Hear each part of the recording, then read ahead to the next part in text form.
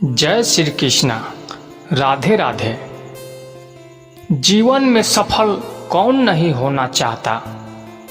पद में, प्रतिष्ठा में, आकाश जैसी ऊंचाई किसे नहीं चाहिए। स्थिरता में भूमि जैसी दृढ़ता किसे नहीं चाहिए। सभी को चाहिए, परंतु सफलता का पुष्प अपने साथ अहंकार का कांटा भी लाता है।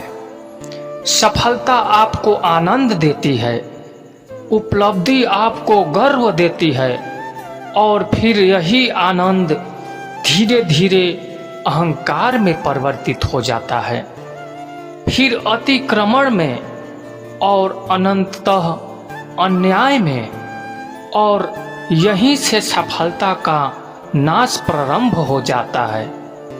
और आप चाहते हैं कि आपकी सफलता लोगों की दृष्टि में सम्मान बनकर रहे, लोगों के मन में शूल बनकर रहे।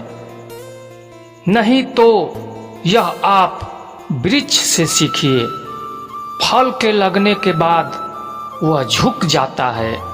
इसी प्रकार सफलता मिलने पर विनम्रता और अधिक आवश्यक है, और जीवन में अधिक सफलता पाने के लिए या पाने पर और अधिक विनम्र हो जाना चाहिए।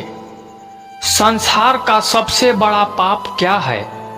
असत्य बोलना, हत्या करना, चोरी करना या किसी का अपमान करना।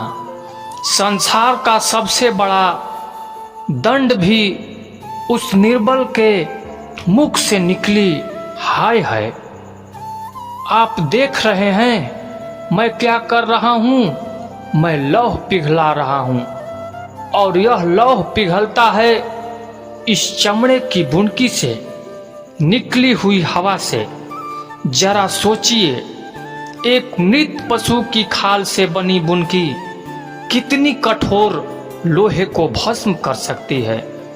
ठीक उसी प्रकार आप चाहे कितने भी शक्तिशाली क्यों ना हो, यदि आपने किसी निर्दोष को, निर्बल को सताया है, तो उसके मन से निकली हाय और उसका श्राप आपके जीवन को भस्म कर सकता है। मनुष्य भी बड़ा विचित्र प्राणी है। अपने से नीचे के स्तर के लोगों को वह दृष्टि से देखता है और उनका उपहास उड़ाता है। उनसे बार बार कहता है कि तुम्हारा कुछ नहीं हो सकता, तुम भविष्य में कुछ नहीं कर पाओगे। जब मनुष्य के पास धन संपत्ति, मान होता है, तो वह दूसरों का आदर नहीं करता, परंतु वह एक बात भूल जाता है कि उससे भी शक्तिशाली कोई अस्तित्व में है, और वह है समय काल। काल अपना चक्र कब बदलेगा कोई नहीं जानता। समय अपनी करवट कब लेगा यह कोई नहीं जानता।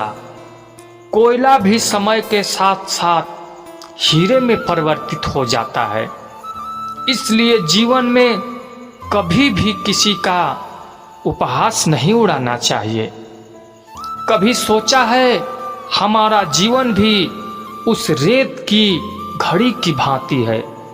जो रेत नीचे गिर चुकी है वह हमारा अतीत है, जो अब भी ऊपर है वह हमारा आने वाला भविष्य है, और वर्तमान यह संकुचित स्थल है जहां से धीरे धीरे करके रेत गिर रही है।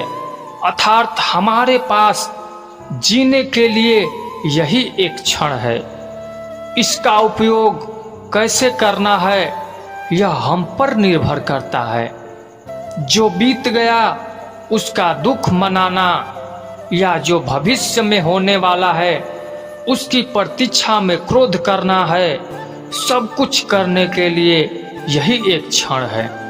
प्रसन्न रहना है तो उसके लिए भी यही एक पल है। प्रतीक्षा करते रहोगे तो यह पल भी भूतकाल में बदल जाएगा।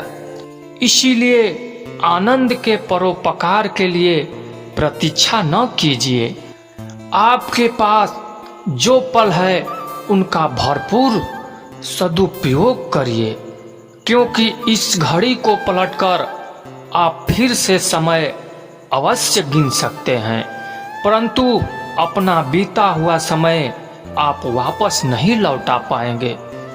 हम सब अपनों की, अपने मित्रों की, परायों की सहायता करते हैं, परंतु हम सबके मन में एक व्यथा रह जाती है कि वह हमारा उपकार भूल गया, कि उसने हमें सम्मान नहीं दिया, कि समय पड़ने पर उसने हमारी सहायता नहीं की। होता है ना ऐसा? अब प्रश्न यह उठाता है कि क्या हमें उपकार भुला देना चाहिए या नहीं? और उत्तर भी दो है, हाँ भी और ना भी। हमें दूसरों पर किए गए उपकार को भुला देना चाहिए, परंतु यदि किसी ने हम पर उपकार किया है तो उसे नहीं भूलना चाहिए। यदि दूसरों पर किया उपकार भुला दिया जाए तो अपेक्षा नहीं रहेगी। अपेक्षा नहीं रहेगी तो टूटेगी नहीं, मन कुंठित नहीं होगा और स्वयं पर किए गए उपकार को स्मरण रखा तो उसे चुकाने के लिए सदा तत्पर रहेंगे।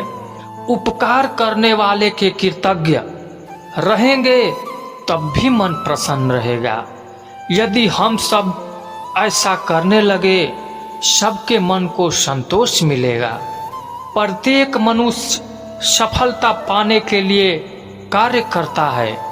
कुछ सफल होते हैं, कुछ नहीं होते हैं, और जो सफल नहीं होते और वह सदा अपने असफलता का कारण या तो अपने परिस्थितियों को बताते हैं या अपने सहयोगियों को दोषी ठहराते हैं, परंतु क्या वास्तविकता में ऐसा ही होता है?